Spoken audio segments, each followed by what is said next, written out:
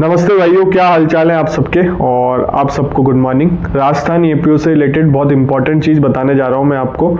इस चीज़ों को कर लोगे तो आपके 10 से 15 नंबर इंक्रीज होंगे, कम नहीं होंगे। तो इम्पॉर्टेंट चीज़ है और रूल्स के बारे में बता दूंगा, बहुत सारी चीज़ें बताऊंगा। और मैंने राजस्थान एपीओ की लॉ की हिंदी इंग्लिश की लैंग्वेज की टेस्ट सीरीज लॉन्च कर रखी है। छत्तीसगढ़ की टेस्ट सीरीज लॉन्च कर दी है। छत्तीसगढ़ का सिविल जज का एग्जाम होने जा रहा है। फॉर्म आ गए हैं, अगर आपने फॉर्म फिल नहीं किए तो फॉर्म फिल कर दो। छत्तीसगढ़ में इस बार रजिस्ट्रेशन ऐड कर दिया। अब बहुत सारे बच्चों का ये मैसेज आ रहा है, सर हमारे पास तो रजिस्ट्रेशन नहीं, अब करा ले, हम करा ले।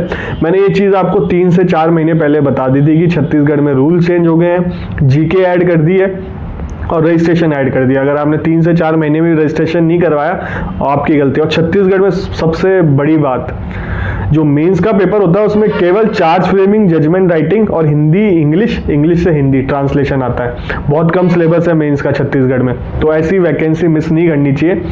और अगर आपका रजिस्ट्रेशन है, एक्सपीरियंस नहीं मांगा, रजिस्ट्रेशन मांगा है, लॉ की डिग्री मांगी है, अपीयरिंग वाले अप्लाई नहीं कर सकते, तो वो फॉर्म फिल जरूर करना छत्तीसगढ़ का, चाहे आप किसी भी स्टेट में हो, चाहे आप साउथ में हो, नॉर्थ में हो, ईस्ट में हो, वेस्ट में हो, फॉर्म फिल जरूर करना। बहुत अच्छी जॉब रहती है सिविल जज की, और छत्तीसगढ़ में तो सिक्योरिटी भी मिलती है कई एरियो में, तो इस चीज़ का ध्यान रखना। टेस्ट सीरीज लॉन्च कर रखी है, परचेज नहीं करी तो परचेज कर लो। और यूनियन पब्लिक सर्विस कमीशन की मतलब असिस्टेंट लेबर कमीशन की वैकेंसी आएगी, उसके लिए मैंने एक ग्रुप बना रखा है, उसकी टेस्ट सीरीज लॉन्च करेंगे हम। काफ़ी अच्छी जॉब है, फ्रेशर अप्लाई कर सकते हैं, लॉ डिग्री वाले और लेबर लॉ में डिप्लोमा है तो बढ़िया बात है, उसको प्लस पॉइंट मिल जाएगा।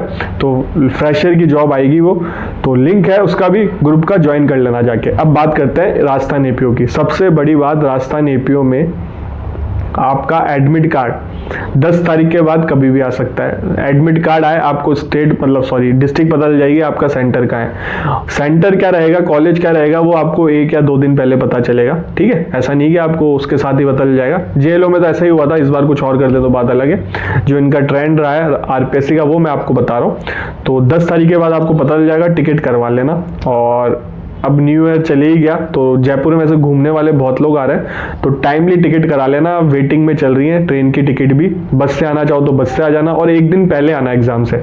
हमेशा 1 दिन पहले आना चाहिए। आप सोचो कि 2 घंटे का पेपर है, हम सुबह ही चल जाएं। अब सुबह आप आओगे तो आपकी भागा दौड़ी रहेगी, थके रहोगे, पेपर अटेम्प्ट करोगे तो फिर क्वेश्चन पढ़ने में भी टाइम लगेगा।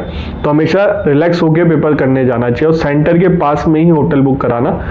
तो इस चीज़ का ध्यान रखना। अब जिनकी फाइनेंशियल कंडीशन सही नहीं है, तो बहुत सारे ऐसे होटल होते हैं बहुत 600 700 रुपए में मिल जाता है, तो वो बुक करा लेना। रेस्ट करके आना, प्रॉपर एग्जाम देना हो तब प्रॉपर रेस्ट करके आना।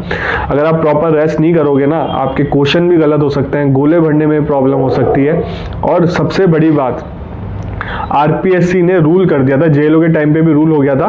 क्या रूल था, पहले क्या होता था, अगर आपको क्वेश्चन अटेम्प्ट नहीं करना, नेगेटिव मार्किंग तो होती है, इसमें भी है, राजस्थान एपीओ में भी, क्वेश्चन अटेम्प्ट नहीं करना तो आप छोड़ दो उस क्वेश्चन को। 4 ऑप्शन मिलते थे, बट अब 5वां ऑप्शन भी मिलेगा आपको 5th ऑप्शन भरना है। जो भी क्वेश्चन अटेम्प्ट नहीं करना चाहते, वो आपको लिख देना है कि हम इस क्वेश्चन को अटेम्प्ट नहीं करना चाहते, उस गोले को भर देना है। ये मैंने आपको पहले भी वीडियो बना के बता देता अभी थोड़े दिन पहले। ये चीज़ मैं इसलिए रिपीट कर रहा हूँ कि बच्चे पूछ रहे हैं कि सर इंस्टाग्राम पे, सर हम क्या गलती ना करें, हमारा स्कोर कैसे इंक्रीज हो, तो ये सारी चीज़ें बता रहा हूँ। अब बात आती है आपको स्कोर कैसे इंक्रीज करना है। हिंदी इंग्लिश बहुत इंपॉर्टेंट रोल प्ले करेगी। अगर आपके हिंदी इंग्लिश में अच्छे नंबर आ गए तो आप कट ऑफ क्लियर कर लोगे। जो पढ़ के जा रहा है लॉ में, सब बराबर नंबर लेके आएगा, इस चीज़ का ध्यान रखना। जिनके हिंदी इंग्लिश में अच्छे नंबर आएंगे वो कट ऑफ क्लियर कर जाएंगे। और हमेशा ये याद रखो कि बाउंड्री लाइन पे नहीं रहना, हमेशा 10-15 नंबर ऊपर ही होने चाहिए आपके, फिर आप पढ़ाई भी स्टार्ट कर सकते हो मेंस में भी।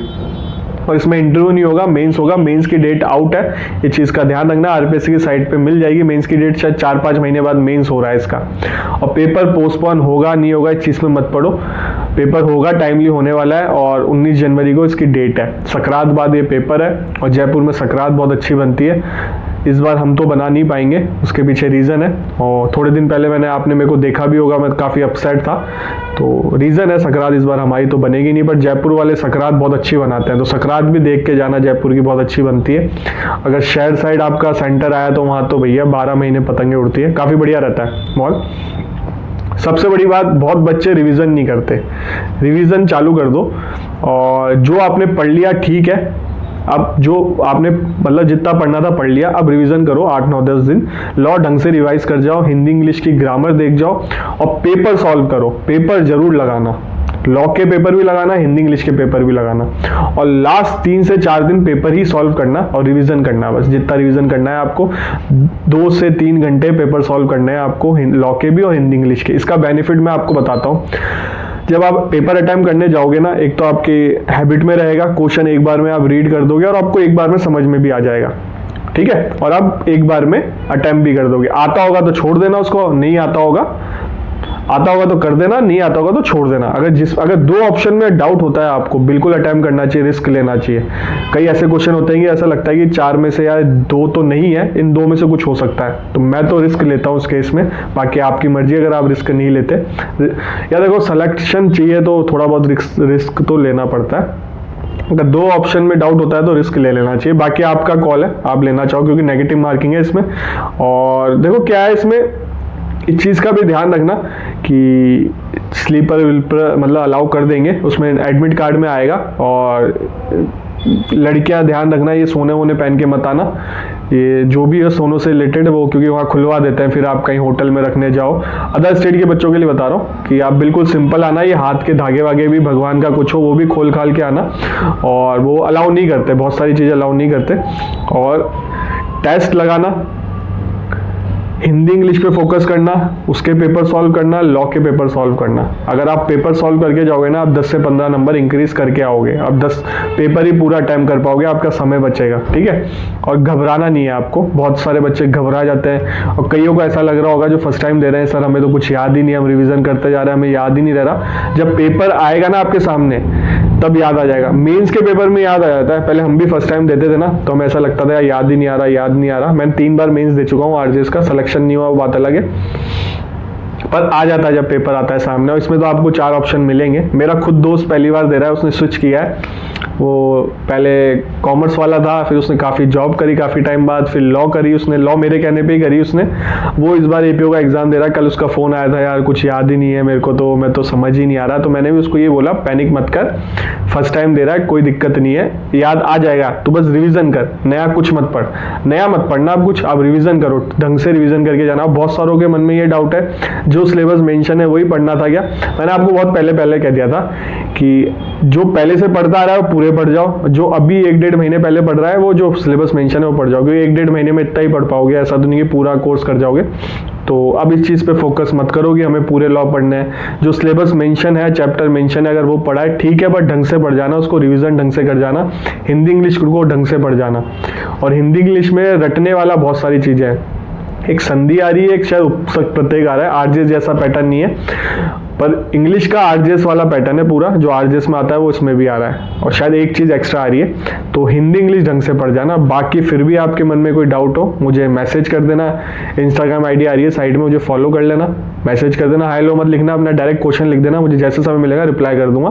कमेंट मैं कई बार देख नहीं पाता, कई बार देखता हूँ तो रिप्लाई कर देता हूँ, ठीक है। और चैनल पे पहली बार आया तो चैनल को सब्सक्राइब कर जाओ, इस चैनल पे लॉ से रिलेटेड ही वीडियो आते हैं। अगर आप मेरे चैनल काफ़ी टाइम पहले से जुड़े हो, मैंने राजस्थान एपीओ की वैकेंसी आपको एग्जैक्ट 181 वैकेंसी आने से पहले ही बता दी थी। ये भी कहा था रूल्स चेंज होने वाला है, इस बार प्री मेंस ऐड हो जाएगा, इंटरव्यू हट जाएगा, एक्सपीरियंस भी हट जाएगा, ये मैंने आपको बहुत पहले बता दिया था। तो जिससे बेनिफिट क्या मिला बच्चों को, मेरे पास मैसेज आता है, सर हम फ्रेशर थे, आपके कारण हमने फॉर्म फिल कर दिया। बहुत ऐसे बच्चे हैं जो लीगल सर्विस अथॉरिटी में भी लग गए, मुझे सर आपके कारण हमारी जॉब लग गई, डायरेक्ट इंटरव्यू की जॉब थी, आपने बता दिया। तो बहुत सारी चीज़ें हैं, बहुतों के मैसेज आता है, 99% लोग अच्छे कमेंट करते हैं, और 1-2 लोगों को कुछ प्रॉब्लम होती है, वो तो हर किसी के साथ होती होगी। तो ठीक है, कोई बात नहीं, उनसे भी कोई फ़र्क पड़ता नहीं है जो 1-2% नेगेटिव कमेंट करते हैं। बाकी 99% लोग अच्छे कमेंट करते हैं। आपसे मिलेंगे अब अगले वीडियो में।